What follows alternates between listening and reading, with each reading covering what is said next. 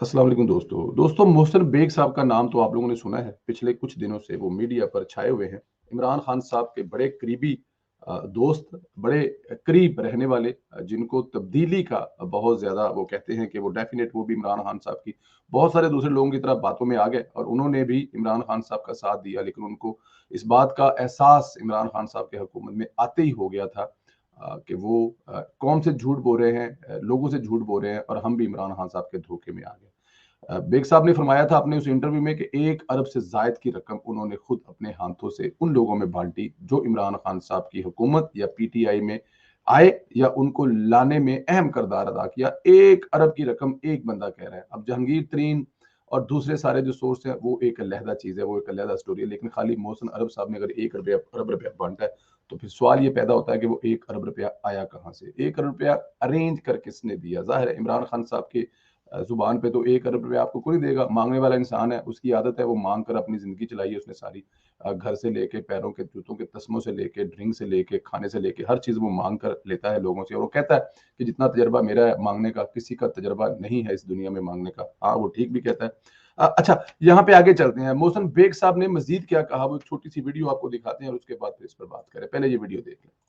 उन्होंने कंडक्ट किया वो तो सारी गलती इनकी तो है। अगर ये आपकी ऑप्शन नहीं है तो आपने किया क्या?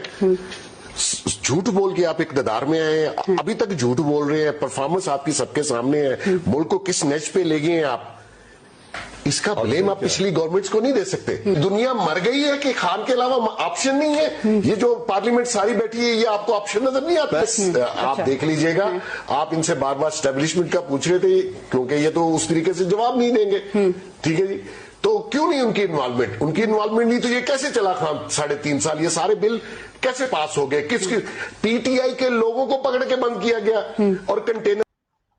जी, वो कह रहे हैं कि अगर आप में काबिलियत नहीं है, तो आप इसकी जान क्यों नहीं छोड़ देते? ज़ाहिर है अब आप कुछ कर नहीं सकते। आपने किया क्या है? कुछ भी नहीं किया, सिवाय इस कौम से झूठे वादों के। सिर्फ़ और सिर्फ़ झूठ बोला है और इसके अलावा आपने कुछ नहीं किया। बड़ी खूबसूरत बात उन्होंने ये की कि ये जो कहने वाले हैं जाहिल, बेवकूफ़, नाअहल लोग, इमरान खान के अलावा ऑप्शन कोई नहीं है। भाई क्यों ऑप्शन नहीं है? 370 बंदों की असेंबली है और प्लस इससे पहले इमरान खान से हज़ार गुना ज़्यादा बेहतर इस मुल्क को आगे ले जाने वाले रिकॉर्ड मौजूद है।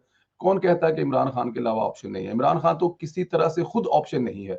ना इमरान खान आज ऑप्शन था, ना उस वक़्त ऑप्शन था जब इमरान खान साहब को लाकर ज़बरदस्ती इस इक़्तिदार में बिठाया गया था और काम करने वालों, इस मुल्क के मुख़लिस धरती के बेटों को आपने इक़्तिदार से अदालतों के ज़रिए फ़ारिग करवाया था। तो ये कहना कि इमरान खान साहब ऑप्शन ओनली वन है, ये एक बहुत बड़ा बेवकूफ़ाना, जाहलाना सोच है, झूठ है। मीडिया की वो एतराज़ है जो आप लोगों को दिलों में, दिमागों में बिठाई जाती है कि इमरान खान के अलावा ऑप्शन कोई नहीं है। उसके बाद उन्होंने कहा जी कि ये जो इमरान खान साहब को चलाने वाले कौन है? जनरल साहब साथ बैठे थे तो ज़ाहिर है वो नहीं मान रहे थे कि एस्टेब्लिशमेंट। उन्होंने कहा जी एस्टेब्लिशमेंट के अलावा और चलाने वाला है कौन? इमरान खान साहब को यहाँ तक लाने वाला है कौन?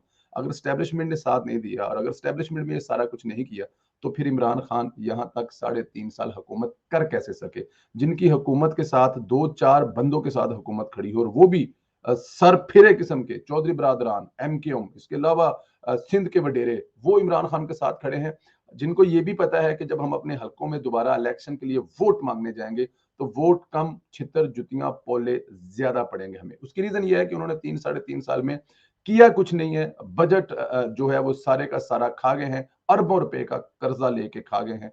एक तरफ पाकिस्तान का 70 साल का कर्जा, एक तरफ इमरान खान का 3 साल का कर्जा बराबर होने वाला है, लेकिन किया कुछ नहीं है इस मुल्क में सिवाय झूठ बोलने के और उन लोगों की जेबें भरने से जो उनको लेके आए हैं और जिन्होंने लाने में हेल्प आउट की थी। अरबों रुपया इन्वेस्ट किया था इमरान खान साहब को, उनको वापस गया है और खुद इमरान खान साहब ने कितनों अरबों खरबों रुपया जो है वो अब तक वो अपने बाली बच्चों के पास लंदन में इकट्ठा कर चुके हैं। ये भी एक बहुत बड़ा सवाल है। तो स्टैब्लिशमेंट ने ही चलाया है। स्टैब्लिशमेंट के अलावा उनका एक दूसरी बड़ी जबरदस्त लॉजिक है कि ये जो बिल पास होते हैं, जो ना चाहते हुए, अभी जो मिनी बजट का बिल आ रहा है वो पास वो नहीं माने, इत्तेहादी मान जाएंगे, बेचारों ने क्या कहना है। उनको कहते हैं कंटेनरों में बंद रखा गया है। टेलीफोन कॉल, शाहिद खान अब्बास साहब ने कहा था ना कि ये फोन कॉल आनी बंद हो जाए तो सुबह हुकूमत गिर जाएगी। तो वो जो कंटेनरों में रखा गया था पीटीआई के मेंबरान को, खुद सोचें कि वो बिल पास कौन करवाता है और कंटेनरों में जाके पीटीआई के मेंबरान असेंबली को कौन बंद करता है। तो एस्टेब्लिशमेंट के अलावा ये काम और कौन कर सकता है? पाकिस्तान में कोई और ऐसी ताकत है, किसी में जुर्रत है? वो गुंडा बदमाश थोड़ी कर सकता है कि आपके एमएनए एमपी या वजीर को घर से उठा के लेके जाए और 3 दिन कंटेनरों में रखे। किस लिए कंटेनरों में रखे? भाई आपने चौथे दिन बिल देना है, अगर आपने बिल नहीं दिया तो ये जो जहाँ पे होता रहा है, जो पार्टियां चलती रही हैं, दावतें चलती रही हैं, जो नंग पड़ंग मजरे डांस चलते रहे, वो सारी की सारी वीडियो सामने आ जाएंगी। पता नहीं क्या क्या मजबूरियां होती हैं इनकी, लेकिन ये कहना कि इमरान खान ने खुद हुकूमत की है एस्टेब्लिशमेंट की मदद के बगैर, ये एक बहुत बड़ा झूठ है। मोहसिन बेग साहब ये भी फरमा रहे थे।